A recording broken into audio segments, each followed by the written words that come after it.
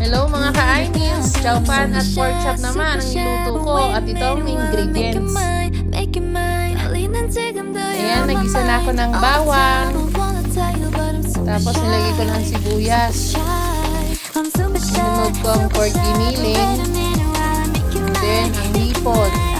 Hinalo-halo ko lang tapos nilagyan ko na ng oyster sauce. Tapos ginisa ko mabuti at sinunod ang spinach. Nang maluto na, nilagay ko naman ang kanin. Tapos yan, halo-haluin. Nilagyan ko ng asin, panimpla.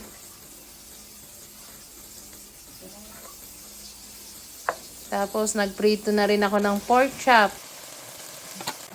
Crispy and juicy pork chop. Ayan, luto na. Kain na tayo. Masarap yan.